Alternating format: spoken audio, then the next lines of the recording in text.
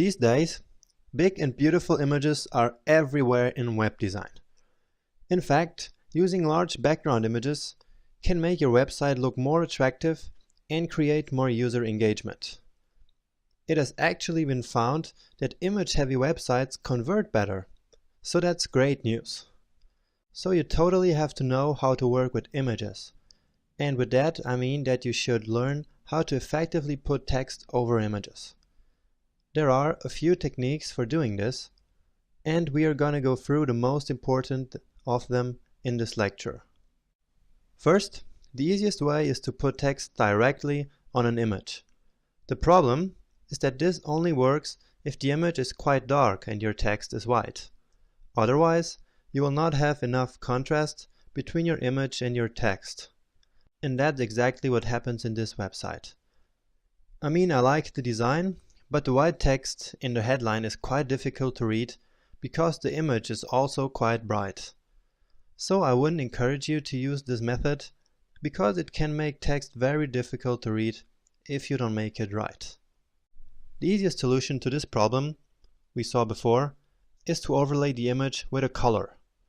The most usual and of course simple to use color is black, which simply turns the image darker, as in these two beautiful websites.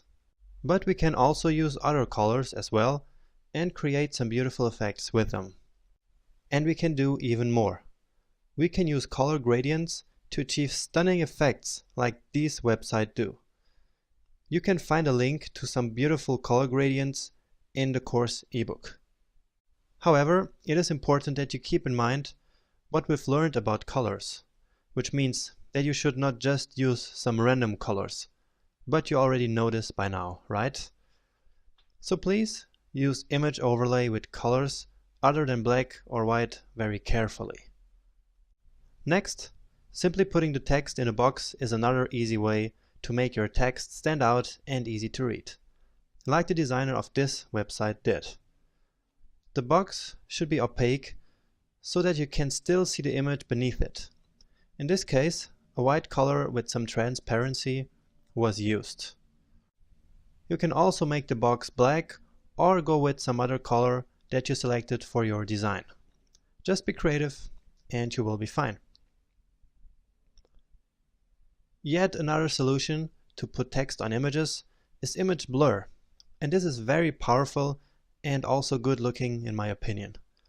You can either blur the whole image like these two websites do, or you can use an out of focus area of a photo as the blur, like the first of these two websites do. You see that? Now in this case, we need to make sure that the text stays on the blurred image part on all screen resolutions. This is particularly important for responsive web design. And now the last method I want to show you is the so-called floor fade. The floor fade is a technique where an image subtly fades towards black at the bottom, with white text written over it. This is the profile page of 500px.com, and this uses the floor fade extremely well. So it is almost unnoticeable, but still improving readability, which is exactly what we want. And this would be the same website, but without the floor fade. And in this case, we have a hard time reading some of the small white text down there. So the floor fade increases the text readability dramatically.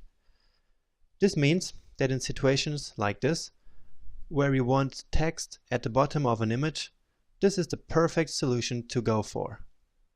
In this lecture, you saw a lot of great websites, and those can actually be a good inspiration for you and your websites.